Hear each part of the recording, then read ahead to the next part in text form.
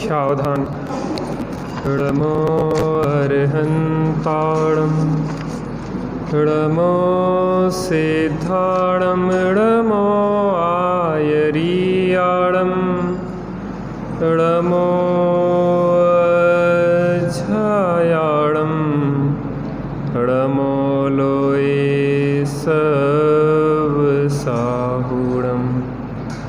नमः समय साराय स्वानुभूत्या चकासते चित्स्वभावाय भावाय सर्वभावान्तरच्छिदे।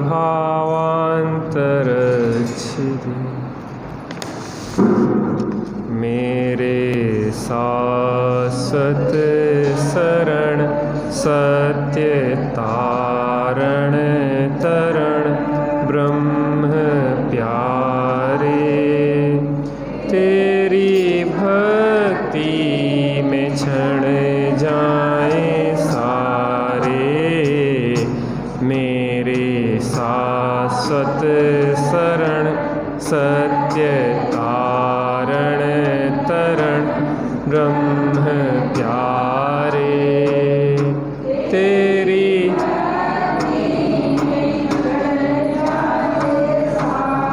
ज्ञान से ज्ञान में ज्ञान ही हो, कल्पनाओं का एकदम विलय हो। भ्रांति का नाश हो, शांति का वास हो ब्रह्म प्यारे, तेरी भक्ति में क्षण जाए सारे। रे शाश्वत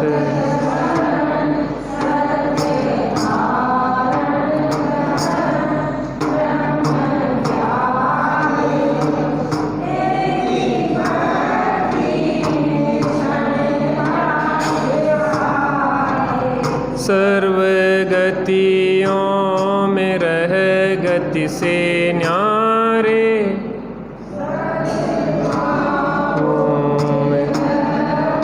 से न्यारे सर्वगत आत्मगत गत नाराही विरत ब्रह्म प्यारे, तेरी भक्ति में क्षण सिद्धि जिनने भी अब तक है पाई, तेरा आश्रय ही उसमें सहाई। मेरे संकट हरण ज्ञान दर्शन चरण ब्रह्म प्यारे, तेरी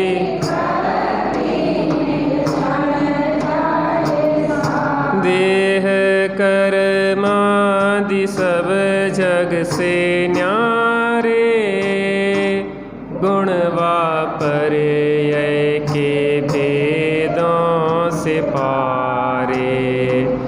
नित्य अंतः अचल गुप्त ज्ञायक अमल ब्रह्म प्यारे, तेरी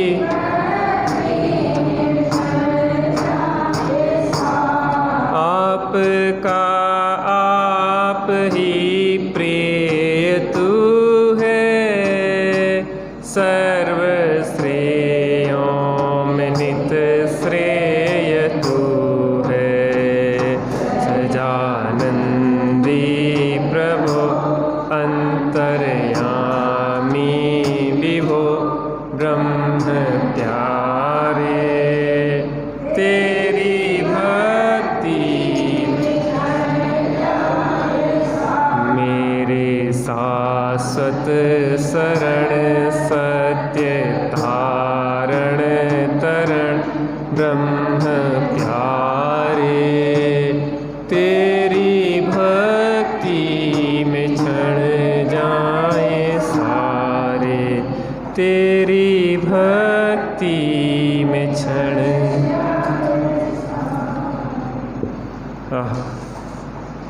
तेरी भक्ति में क्षण जाएं सारे। एक हमारे श्रद्धान में भगवंत बसे हों,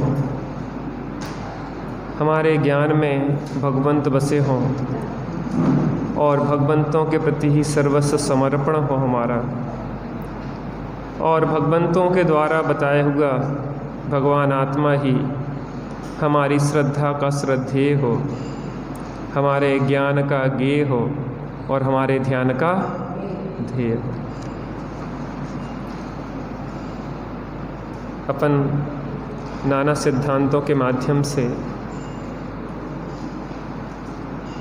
कैसे हमारी परिणति स्वरूप स्थिरता की ओर बढ़े, इसके लिए हम प्रयत्न यहाँ पे कर रहे हैं। कल अपन ने क्रमबद्ध पर्याय नाम के सिद्धांत के माध्यम से चर्चा प्रारंभ की और उस सिद्धांत का हमने कुछ प्रयोग भी किया।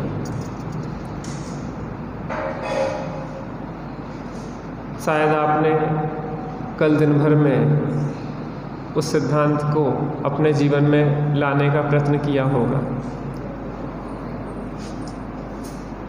और उस सिद्धांत के प्रयोग से हमारे जीवन में शांति भी अवश्य आई होगी, क्योंकि हमारा जो कर्तृत्व भाव है वह हमें वस्तु स्वतंत्रता को स्वीकार करने नहीं देता। प्रत्येक द्रव्य का परिणाम स्वतंत्र और स्वाधीन है, उनके गुण पर्याय स्वाधीन स्वतंत्र रूप से परिणाम कर रहे हैं। कोई किसी का कर्ता धर्ता हर्ता नहीं है। प्रत्येक वस्तु अपने में पूर्ण सामर्थ्यशाली।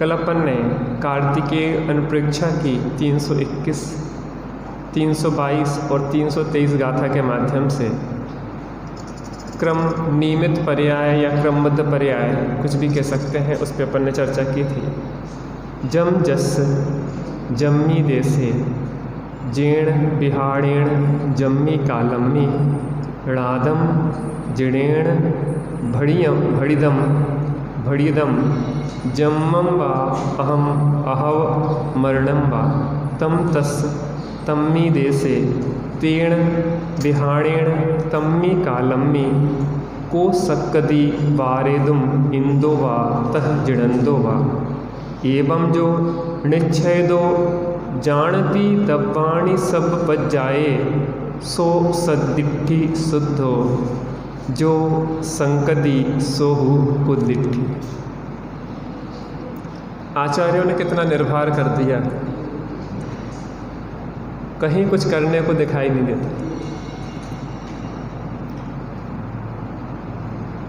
सुबह से अभी तक जो भी हम प्लानिंग बना के चल रहे थे वो प्लानिंग शायद कार्यभूत नहीं हो पा रही हो।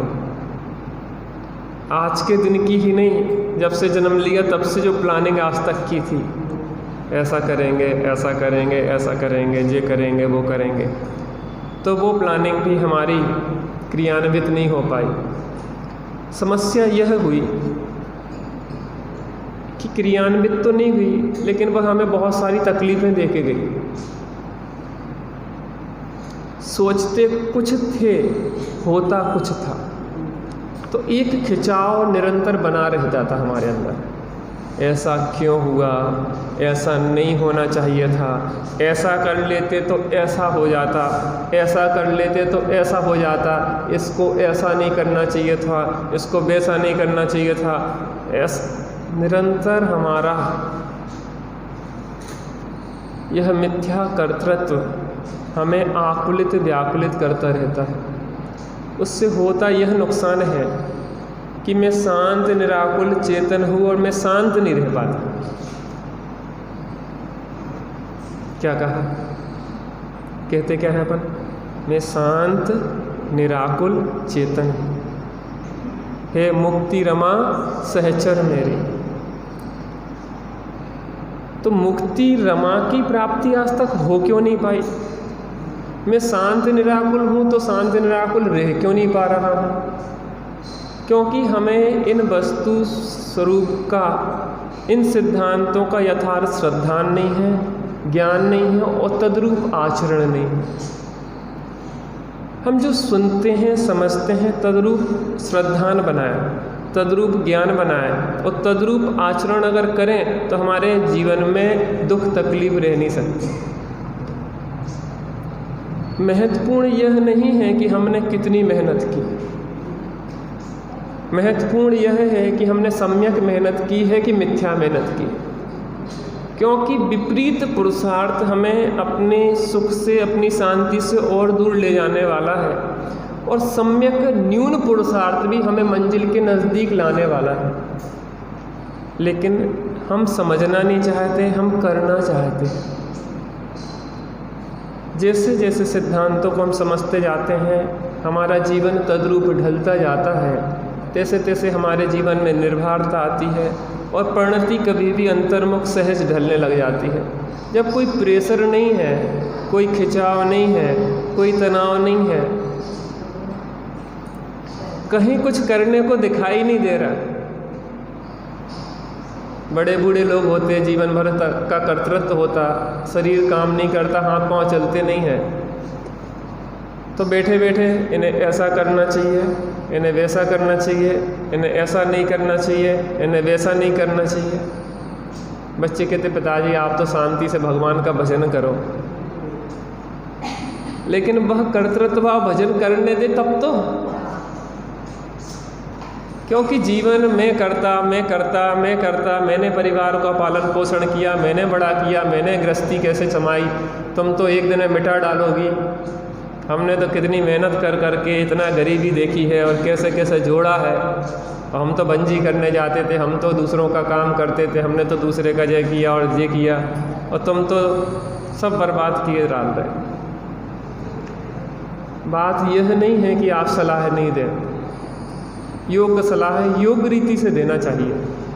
कर्तृत्व भाव पूर्वक कोई भी सलाह दी जाती है वह सलाह नहीं होती है, वह ज़बरदस्ती थोपना होता है। अगर वो कर लेता है तो अहंकार हो जाता है और नहीं करता है तो क्रोध आता है।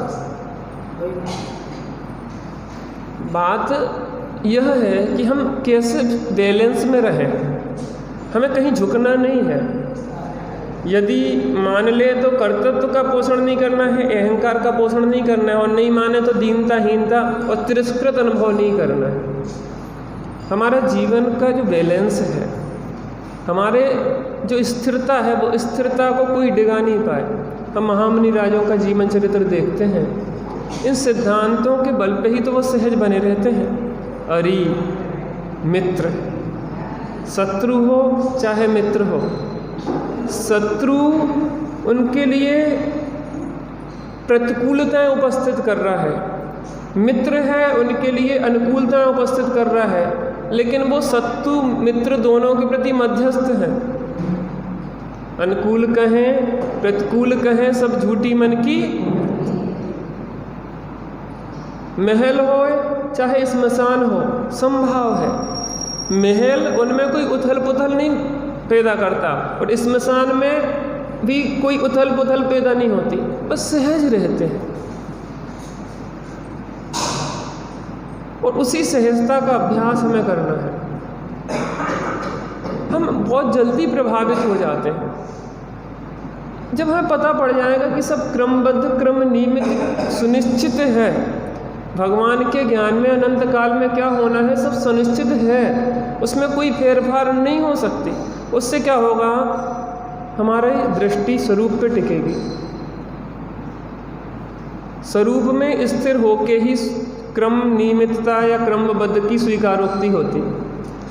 अपने स्वभाव के श्रद्धान ज्ञान पूर्वक जो स्थिरता होती है उससे ही सच्ची क्रम नियमितपना की स्वीकारोक्ति होती है।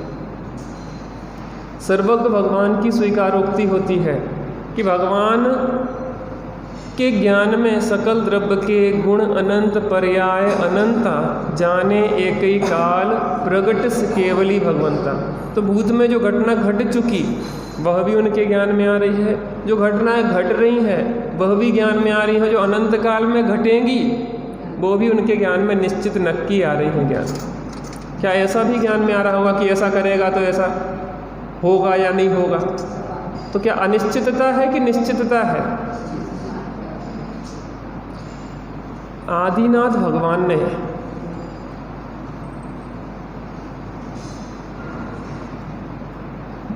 दस कोड़ा कोड़ी सागर का है ना ये पूरा अवसर्पणी काल। तो चौथा काल जो है 42,000 वर्ष कम एक कोड़ा कोड़ी सागर का है ना, एक कोड़ा कोड़ी सागर।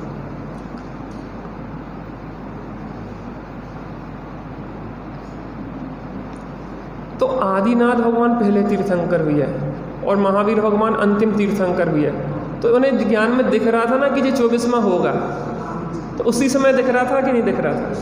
तो हर चीज़ निश्चित थी कि नहीं थी? इसको भी इतनी बार 27 बार निगोद गया लगभग वह जीव।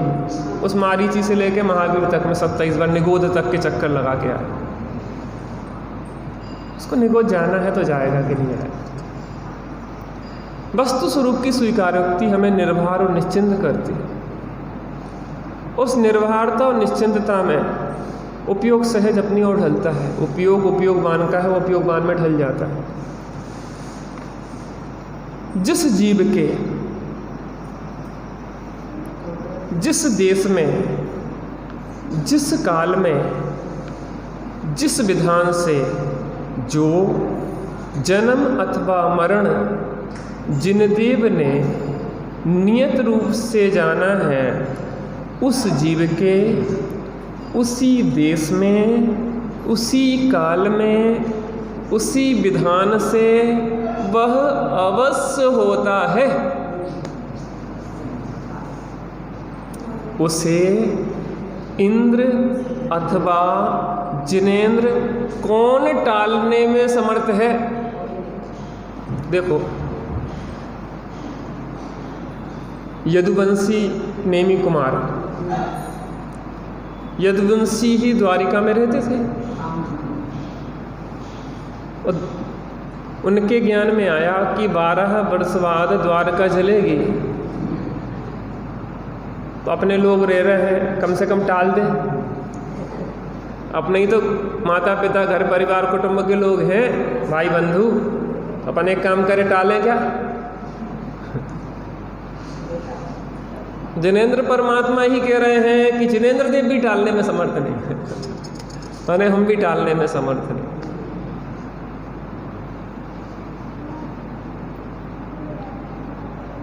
कितना सुव्यवस्थित है, वस्तु का वर्णन कैसा व्यवस्थित है। हमें करना कुछ नहीं है, हमें वस्तु व्यवस्था बनाना नहीं है, हमें मात्र स्वीकार करना है। लोग कहेंगे कि जब हमने क्रमबद्धता को स्वीकार कर तो फिर करने क्या करेंगे? तो मैं करना क्या है? हर द्रव्य का परिणाम स्वतंत्र चल रहा है, उसमें एक द्रव्यत्व नाम का गुण है। और द्रव्यत्व नाम के गुण के कारण निरंतर प्रत्येक द्रव्य के प्रत्येक गुण की निरंतर पर्याय परिणमित हो रही है। तुम्हारे सिर माथे ये भी परिणमन की चिंता नहीं है कि हमें अपना करना है। वस्तुत्व नाम के गुण से उसमें अर्थ क्रिया कार्य तक चल रहा है, प्रयोजनभूत वो कार्य कर ही रहा है। हम मिथ्या कर्तृत्व तो भले लादे फिरें, लेकिन उस मिथ्या कर्तृत्व से होता नहीं है। हम करेंगे नहीं, वो तो प्रत्येक वस्तु अपना कार्य कर रही है, करना नहीं है, करना नहीं है, कर रही है। हमें अपने को भी प्रणमाना है क्या? नहीं, वो तो निरंतर प्रणमन चल रहा है। लेकिन जैसे ही इन सिद्धांतों की स्वीकारोक्ति होती है, अपने स्वरूप की स्वीकारोक्ति होती है, जो सुध्रुव स्वभाव में स्थिर होता है, कह रहे वास्तव में अकर्ता अभोक्ता स्वभाव की दृष्टि, श्रद्धा, ज्ञान और स्थिरता पूर्वक यह समझ में आता है कि वास्तव में मैं ही मेरा करता धरता, मुझ में पर का कुछ काम नहीं, मैं मुझ में रहने वाला हूँ पर मैं मेरा। स्वभाव कर्ता उपभोक्ता स्वभाव दिखता ना, जहाँ कुछ करने लायक दिखाई नहीं देता। और हमारा ही स्वभाव अकर्ता भोक्ता नहीं है, प्रत्येक वस्तु का स्वभाव अकर्ता भोक्ता है। तो हमें पर का कुछ करने को दिखाई नहीं देता और पर हमारा कुछ सुधार बिगाड़ कर देगा, ये भी मान्यता टूट जाती है। तो भगवान भरोसे नहीं पड़े रहते हैं, भगवान के भरोसे नहीं कि भगवान मेरी नैया उस पार लगा देना, लाखों को वारा है मुझको भी तेरा देना। देखो ये भक्ति की भाषा है, बोलने में मिथ्यात्व नहीं होता, मानने से मिथ्यात्व होता है। भक्ति की भाषा तो ऐसी ही है, आपके घर में कोई बड़ा आएगा तो भैया बहुत तरक्की कर ली, नहीं आपका आशीर्वाद है, कहे कहेगा कि हमने करा सब कुछ, हम नहीं। बोलने की भाषा तो ऐसी ही होती। और वास्तव में भगवान के स्वरूप का विचार करते, द्रव्य गुण पर्याय से उनका विचार करते हैं तो ही तो ये सिद्धांत समझ में आते हैं। तो व्यवहार से उन्हें कर्ता कहा जाता है, लेकिन परमार्थ से तो ये समझना पड़ेगा कि वास्तव में एक द्रव्य दूसरे द्रव्य का कर्ता हर्ता नहीं है, और ये भगवान ही बता रहे हैं। और यही तो भगवान ने बताया है कि एक द्रव्य दूसरे द्रव्य का कर्ता नहीं है, वस्तु का स्वातंत्र परिणमन है। तो यही तो उनका उपकार है। निज निधि निज में बताई, यह अनंत उपकार है, अनंत उपकार है। यहाँ से हम जाएंगे, बहुत सारे होते हुए कार्य दिखाई देंगे, विकल्प भी उठेंगे, विकल्प की तरंगें, ऐसा होता, ऐसा नहीं होता, ऐसा होना चाहिए, वैसा होना चाहिए। लेकिन एक क्षण में यह सिद्धांत याद आएगा कि जिस द्रव्य का जिस क्षेत्र में, जिस काल में, जिस विधि विधान से जो होने योग्य है, सो कदाचित तरंग उठे और बोलने समझाने का भाव भी आ जाए, लेकिन बोलते समझाते समय भी यह अंदर में सूत्र चलता रहेगा कि कोई किसी का करता हरता, कहने पर भी तकलीफ नहीं होगी। विकल्प आया, कह दिया, लेकिन ऐसे कहा कि भैया इसको ज़बरदस्ती मनवाना नहीं है, हमारा विकल्प है, हमने इसको कह दिया। उससे चित्त निर्भर रहेगा, हमारे अनबैलेंस नहीं होगा, एक सहजता की धारा बहती रहेगी।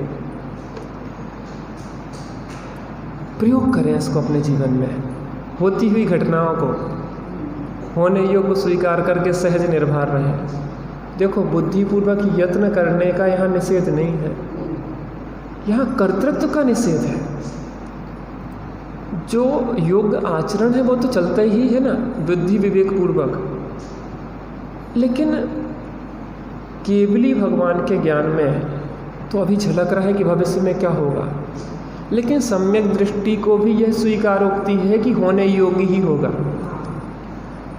जो जो देखी वीत राग ने, सो सो होसी बीरा रे, अनहोनी सो कबहु न होसी काहे। समयो एक बढ़े नहीं घटसी, जो सुख दुख की पीरा रे, तू क्यों सोच करे मन कूड़ो, खोए वज्र क्यों हीरा रे। ऐसा समझो कि यहाँ से हम ऊपर से मंदिर से उतर रहे थे, हमारा पैर फिसला, हम बहुत सावधानी से चल रहे थे, उस समय भी अचानक हमारा पैर फिसला और हम नीचे धड़कते हुए आ रहे हैं। आने में कुछ सेकंड तो लगेंगे ना, लेकिन उस क्षण अगर हमें ये सिद्धांत याद होंगे कि हर द्रव्य का परिणमन स्वतंत्र और स्वाधीन है, तो धड़कते हुए भी ये लगेगा कि यह अपनी पर्यायगत योग्यता से अपना कार्य कर रहा है। इस पुद्गल के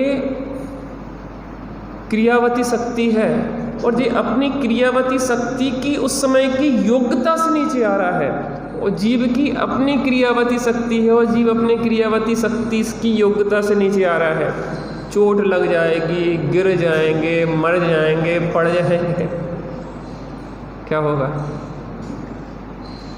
उस क्षण में भी जो चल रहा है कि देह मरे पर मैं नहीं, जो होने योग्य है, जो भगवान के ज्ञान में आना है, टांग टूटना, उसको रोकी जा सकती क्या? अविवेक पूर्वक जीवन जीने की बात नहीं है। विवेक पूर्वक हम बुद्धि पूर्वक जीवन जिएंगे, यत्नाचार विवेक पूर्वक जिएंगे, लेकिन फिर भी होने योग्य घटना तो होती कि नहीं होती?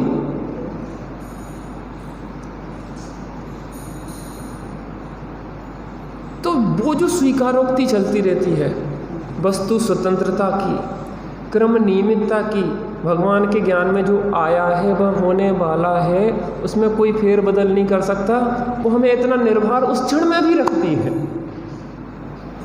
उस क्षण में भी निर्भर रखता कि अरे ठीक है, जो होने योग्य था हो गया। चलो इसमें भी सम्यक विचार करें। देखो कल मैंने एक घटना बताई थी कि यहाँ जो बच्चा फांसी लगा के वो शांत हुआ।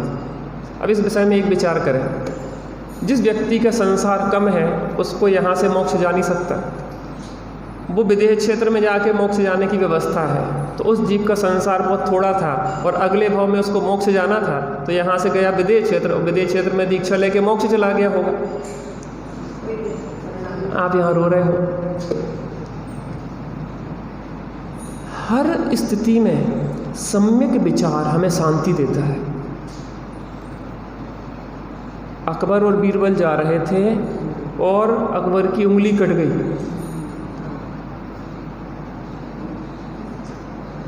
तो अकबर नहीं, बीरबल की उंगली कट गई है कि अकबर की कट गई है ना, अकबर की कट गई। तो बीरबल से कहा कि बहुत बड़ा अकेले नहीं, महाराज जो होता वो अच्छा है, अच्छा ही होता है, बड़े होशियार हो, बहुत अच्छा होता, मैं अभी कुआं में पटके दे रहा था, मैं फिर देखते अच्छा होता कि ना, कहला महाराज जो होता वो अच्छा ही होता। वहाँ पे आए वो सरदार कबीले के और उन्हें की बलि चढ़ाना है, पकड़ ले चलो, जो बढ़िया आदमी दिख रहा है, पकड़ के ले गए, तो बलि देने को ये कहने लगे भैया ये तो अंग भंग है, उंगली कटी है इसकी, तो बलि नहीं दिया, हटा इसको छोड़ो। कहाँ से पकड़ लिया, देख के भी नहीं लिया। वहाँ पे जाके बीरबल को निकाला कुएं से, कहने भैया यार हमने तुम्हारे साथ बहुत बुरा किया, तुम्हें कुएं पड़ गए। कहने महाराज आपका अंग भंग था तो आपकी बलि नहीं चढ़ी, बलि तो हमारी चढ़ जाती, आपने कुआं में पटक के क्या किया, चंदनमाला कह रही कि माता आपने बहुत अच्छा किया, तो तलघर में सिर घुटवा के तुमने पटक दिया। क्यों? क्योंकि बाहर घूमती तो सील के लुटेरे बहुत घूमते हैं, मेरे स्टील पे खतरा था, आपके यहाँ में सुरक्षित रही। ये देखने के दृष्टिकोण है। जब हम इस तरीके से वस्तु स्वरूप का विचार करते हैं तो निश्चिंत और निर्भरता आती है, और उपयोग अंतर्मुख कब हो जाता है तब पता नहीं पड़ता। अभी 23 आपका स्वाध्याय होगा, कुछ आंख बंद करके भी सुनना सीखो, सो नहीं जाना, सुनो, सुनते सुनते समाने का अभ्यास करो, सुनते सुनते समाने का अभ्यास करो। सुना तो बहुत है, अब समाने की बारी है।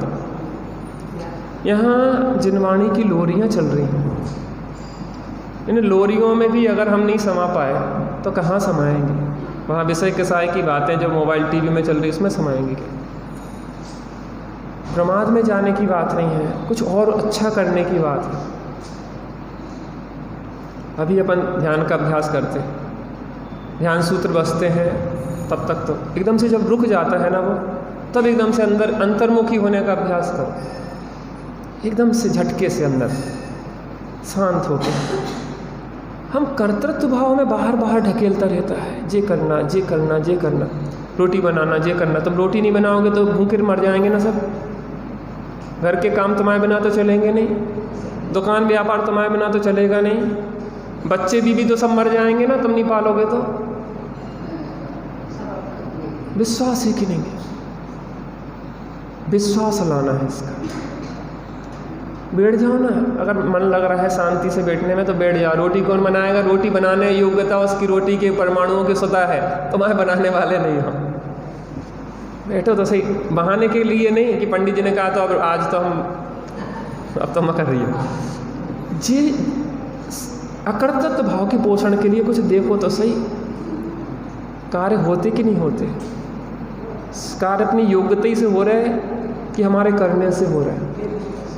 ट्रेन को धक्का दे रहा था एक बच्चा कि हम धक्का लगा रहा है उसको, उतने समय में वो चल भी गई तो उसने लगा कि मैंने धक्का दे दिया। ट्रेन को उस बच्चे के धक्के देने से ट्रेन चल गई क्या? ऐसे ही हम भी गृहस्थी को धक्का लगा रहे हैं,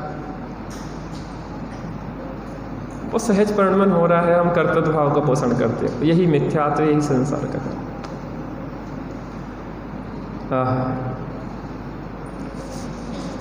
जाकरी जैसे जाही समय में जो होवत ज्यादा, सोवनी है टरी है कछु नाही कर लीनो निर्धार। हमको कछु भय नारे जान लियो संसार। जो वस्तु का स्वरूप सर्वज्ञ ने जैसा जाना है, वैस जैसा तैसा निरंतर परिणमे है, सो होए है। इष्ट अनिष्ट मान दुखी सुखी होना निष्फल है, ऐसा विचारते दुख मिटे हैं, यह प्रत्यक्ष अनुभव गोचर है। स्वीकार कर लो, सब व्यवस्थित है। स्वीकार करना ही बहुत आनंद को देता है। कुछ क्षणों के लिए हम ध्यान सूत्रों के माध्यम से शांत होके उस अकर्तृत्व भाव को देखते हैं, अपने अकर्ता ज्ञाता स्वभाव को देखते हैं। सहज शांत होके कुछ क्षणों के लिए बैठते हैं हम।